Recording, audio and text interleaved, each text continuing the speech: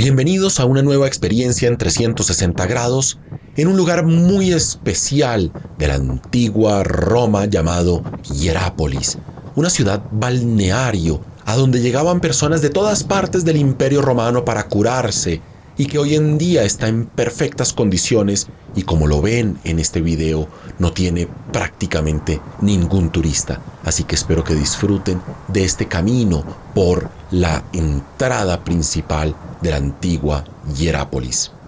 Para descubrir la ciudad, quisiera contarles un poco de cómo era la vida de un ciudadano romano tradicional. Quisiera que hiciéramos un esfuerzo por revivir estas piedras por las que ustedes en esta experiencia en 360 grados están caminando en este momento.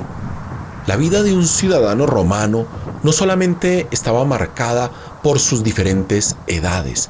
Había ritos que celebraban el culto a la vida privada y el culto a la vida pública. Varios ritos importantes que eran objeto de ceremonias que hubiéramos visto en estas calles más o menos en el siglo II, siglo III después de Cristo. Por ejemplo, el nacimiento era un momento importantísimo. El recién nacido se ponía a los pies del padre, que debía tomarlo en sus brazos y levantarlo del suelo para reconocerlo oficialmente. Si no lo hacía, un bebé quedaba expuesto y luego sería criado por otra persona, o incluso, en algunos momentos de la historia romana, era abandonado en los bosques para ser la víctima de los animales silvestres. Otro rito importante era aquel que marcaba la llegada de una persona a su mayoría de edad. En el caso de los hombres romanos, era el momento en el que usaban la toga viril, la toga de los ciudadanos a partir de los 17 años, y que se marcaba con una serie de festividades en la casa donde se le rendía culto a los dioses del hogar, a los lares, y a partir de ese momento este personaje podía empezar a jugar un rol en la vida cívica de la antigua Roma. De la misma manera, el funeral al final de la vida era uno de los momentos familiares más importantes, y por eso en esta ciudad de Hierápolis es particularmente importante. Ahorita lo estaremos viendo. Nos iremos acercando poco a poco a una vía fúnebre, una vía donde a izquierda y derecha podrán descubrir una serie de sarcófagos, pero no nos adelantemos. Expliquemos primero este tema del funeral. La familia, cuando moría alguno de sus miembros, se reunía entonces para llamar al difunto por su nombre en voz alta, con una especie de letanía que declaraba la muerte en el templo de Venus Libitina. El cuerpo debía ser lavado, perfumado, vestido con una toga y se va a exhibir en una cama para que durante 3 a 7 días los amigos de la familia pudieran desfilar por este lugar para rendirle el último homenaje al difunto.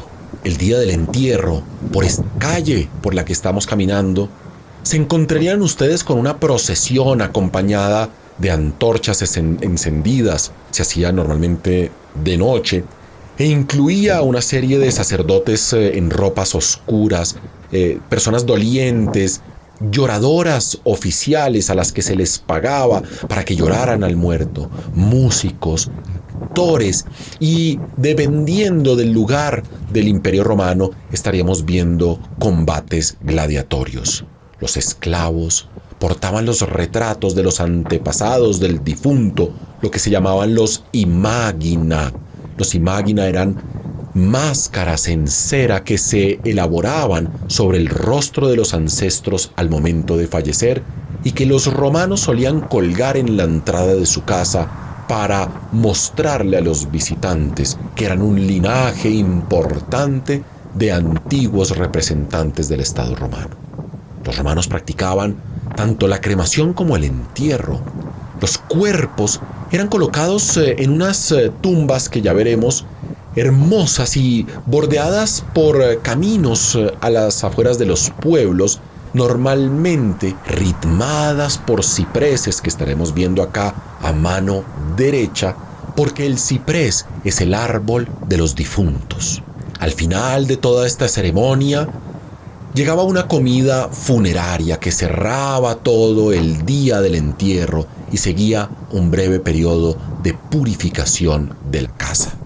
Los muertos eran honrados en fiestas dedicadas a los padres también del desaparecido, como si la muerte de un romano no fuera la muerte de un individuo, sino fuera el final de una parte de un linaje mucho más antiguo que la efímera vida de una sola persona. Cuando se cumplían con todos estos ritos, literalmente el difunto se convertía en un fallecido oficial. Se unía a una comunidad de dioses, los dioses manes o los dimanes.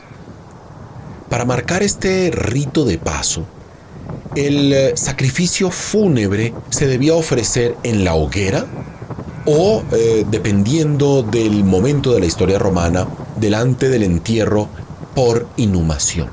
Y constaba y mostraba a todos el nuevo estado del difunto. Víctima normalmente era un cerdo que se sacrificaba, y las ofrendas que iban al difunto realmente iban a parar a las manos de estos dioses manes, y eran vino, aceite y diferentes perfumes que eran quemados en la hoguera para que el olor de estos productos alimentara a los dioses del Olimpo, y el vino y el aceite eran regados sobre el suelo directamente para que, entrando en la tierra, alimentaran a los dioses del inframundo.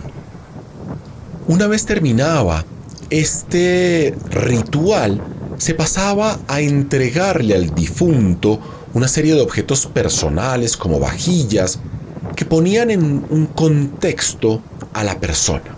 Es decir, indicaban en el más allá el rango de la persona. Durante la fiesta colectiva de los muertos, que se llamaba la parentalia, que se celebraba entre el 13 y el 22 de febrero en la época romana, la familia se reunía en la tumba y ofrecía nuevos sacrificios en honor de aquellos familiares que habían desaparecido en los años anteriores.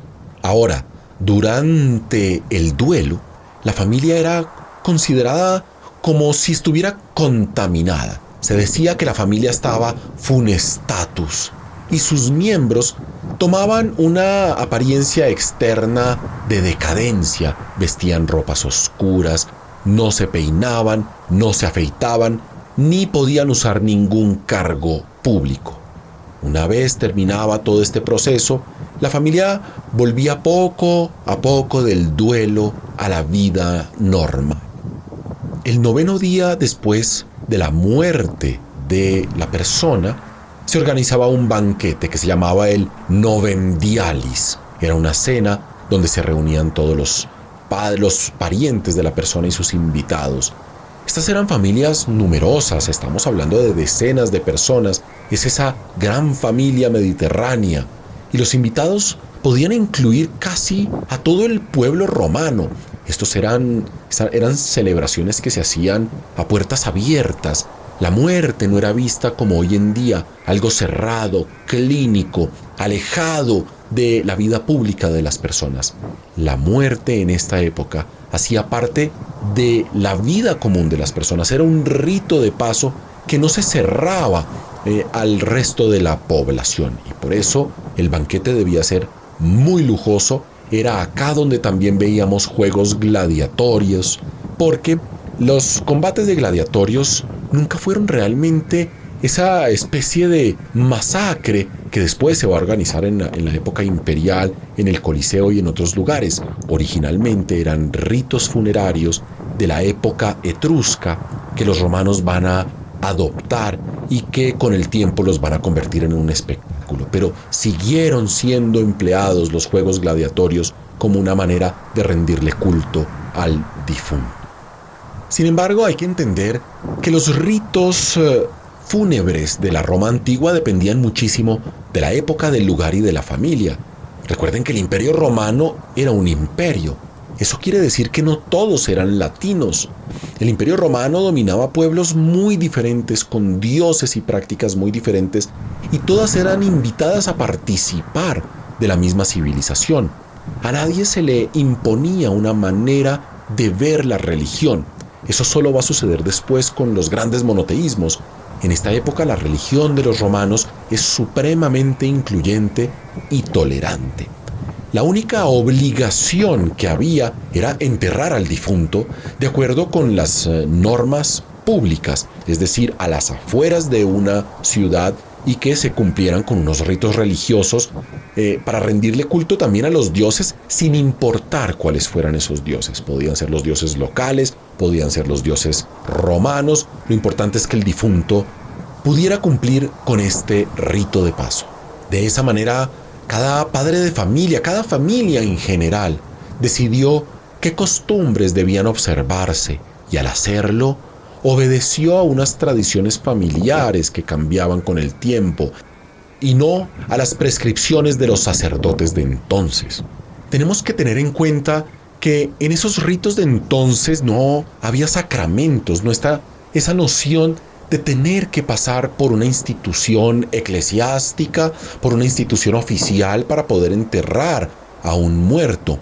Hay una gran libertad. Hay una gran independencia con respecto a los sacerdotes de la Roma de entonces.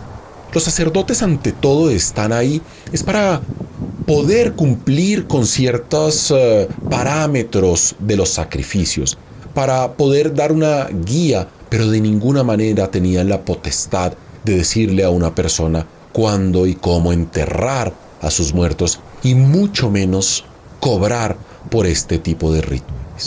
Por esta razón, debido a que había tantas prácticas diferentes y no había un canon centralizado, para nosotros los historiadores contemporáneos es muy difícil realmente saber concretamente cuáles eran concretamente esos rituales.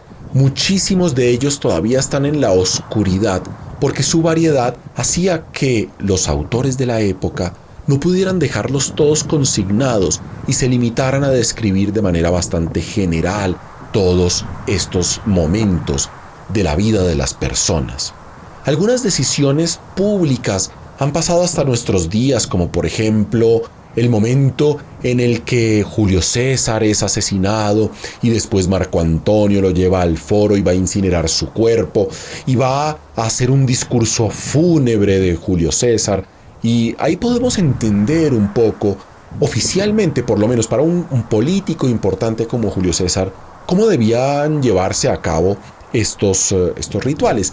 Pero tengamos en cuenta que son situaciones excepcionales, de las que escriben autores de la época, pero que difícilmente nos dicen sobre cómo era la vida en una familia común y corriente y no necesariamente en la de Julio César. Por eso, mientras disfrutamos de este paisaje absolutamente sublime, donde tenemos de un lado las colinas de Asia Menor, los cipreses, esta vía fúnebre repleta de sarcófagos de diferentes épocas, sarcófagos de diferentes estilos, sarcófagos licios, por ejemplo, griegos, romanos, y cuando tenemos a la izquierda al fondo un atardecer absolutamente espectacular, podemos imaginarnos lo que llegó a ser esta vida de los romanos, estos rituales que marcaban el final de la vida de una persona, el momento en el que entraría en contacto con un más allá por medio de diferentes libaciones que permitían que todo esto se llevara a cabo de manera ordenada. Si les gusta este contenido, los invito a que nos den un like al video y que se unan a nuestras membresías del canal de YouTube y que puedan disfrutar de más horas de historia de Roma, de Grecia y de toda la antigüedad.